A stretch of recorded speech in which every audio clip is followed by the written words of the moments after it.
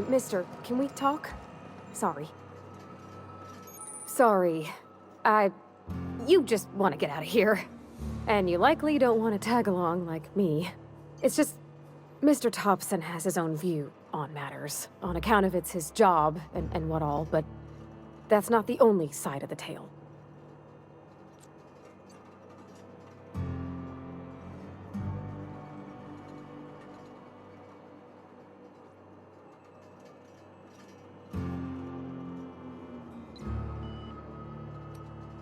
Oh, he ain't a liar. He believes every word he says. It's just, he doesn't always get where other folk are talking from. To Mr. Thompson, a person's a gear. It does its job quiet-like. If it squeaks or stutters, it gets replaced. The deserters are decent folk. I knew some of them before they left. Miss McDevitt? Oh, gosh no. She was a real important person. A flavorist. Made all the food taste decent. She used to work up in the big office with Mr. Thompson. All I know is she left after her son died. It was a real big to-do. I could hear them both yelling clear from my own place.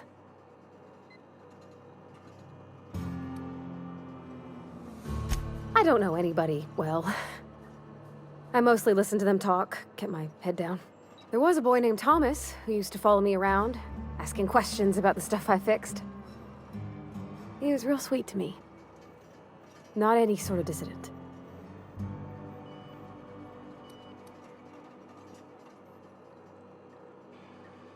Can't say as I know. I wasn't there. The sound carried, but not the words. If Mr. Thompson ain't of a mind to tell you his own self, you'd best ask Miss McDevitt, if you can get out to her.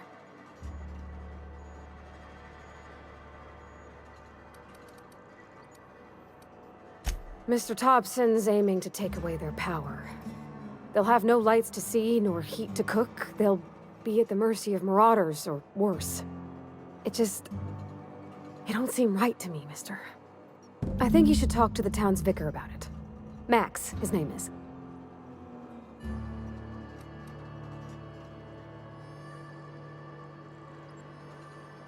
Books are for rich folk.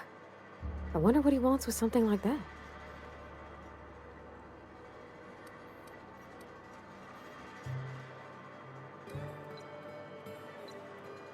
Thanks, mister. I just think when you gotta make a decision that'll hurt somebody, it's best to think on the right and wrong of it. That's what my dad used to say anyways. Where are we headed? That's on account of how I never met her. It's hard to miss what you never knew. I don't ponder it over much. She was in another division of the Spacer's Choice family. She worked in the Vale a few months, sorting the cannery computers. Her contract said any kids she had, expected or not, belonged to her office from the time of conception. So when I was born, I got sent here.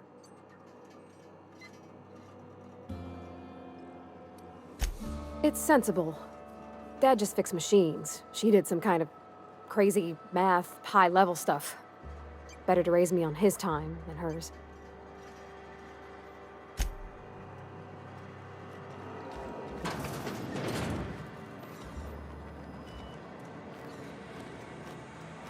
Sorry, I got a lot to do.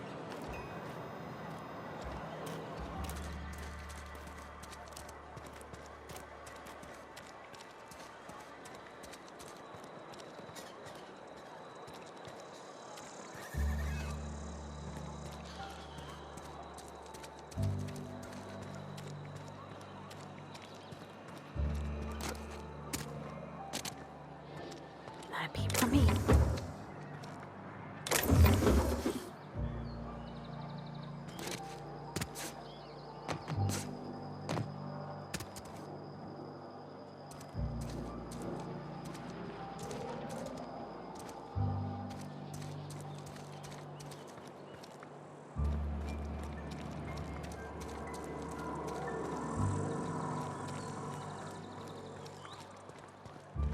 I've always felt weird in here. It's too clean.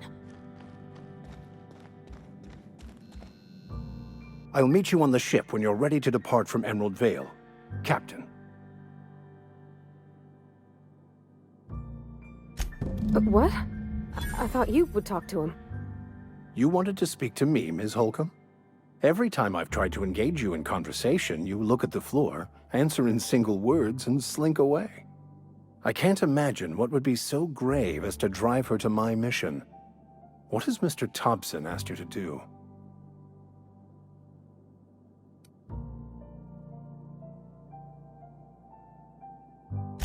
Depriving them of safety from the marauders and wildlife. I can see why that troubles you. Miss Holcomb has a soft heart. Always has, if you believe the talk.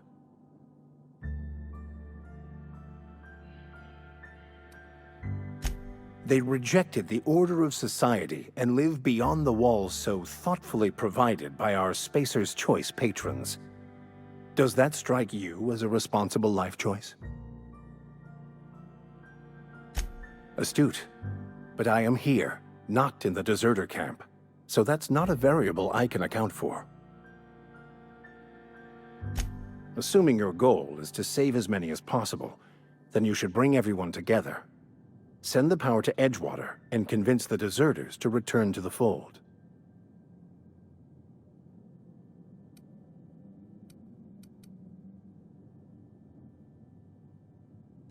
Not if things are left to stand as they are.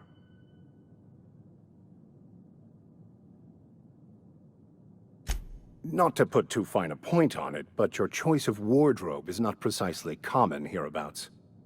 Also, you lack the distinctive worker gaze. Usually either a deadening behind the eyes, or in some rare cases, a wild-eyed frenzy, like a trapped animal. Pretty universal here, except for Ms. Holcomb, who, for some reason, doesn't seem to have much to say to me. Isn't that right? It's just... there's more to it all than numbers. Sorry.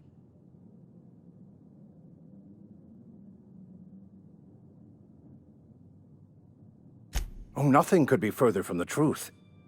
I'm simply bemoaning the level of spiritual awareness in this town.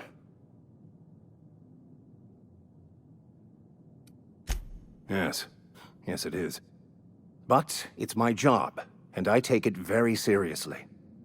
I must double my efforts to elevate my flock.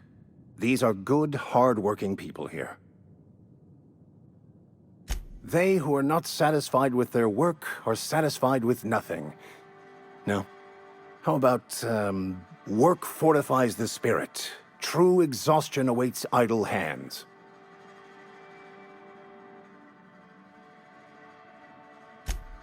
The OSI teaches that the Grand Architect set a perfect system in motion at the beginning of time. Contentment is found by accepting one's role in that grand plan.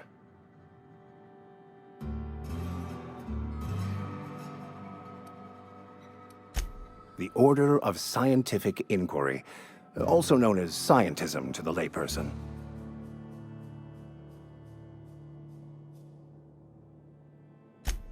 You don't talk to the Grand Architect. Once the universe was set in motion, it stepped back. It has no concern for us.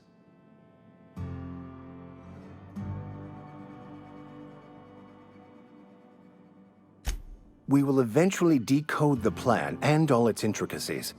Once we are able to deduce the properties of every particle in the universe and its trajectory, we will know everything.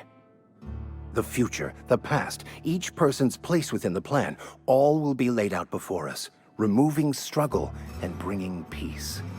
No one will ever need question their path again. Some even believe this ultimate knowledge will unlock mankind's true potential, and we will all become akin to Grand Architects ourselves, after a fashion. Well, first there's the matter of the secret blood rites and animal sacrifices. I'm kidding. Seriously, though, to truly understand the metaphysics involved takes years of study and contemplation. They who are not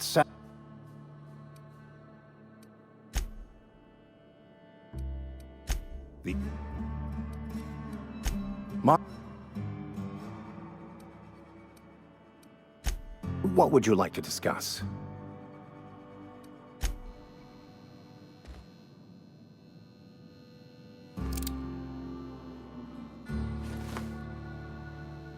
Yeah, huh? You mean about the mission being too clean? I know, but Vicker says the universe is a machine, that it runs by law. Real machines have gunked up oil, scratches, and worn bits. You can tell they've seen handling, been used by folk. The machine Vickers sees is one ain't never been run. It's not for people to live in. It's something on a museum shelf, under glass.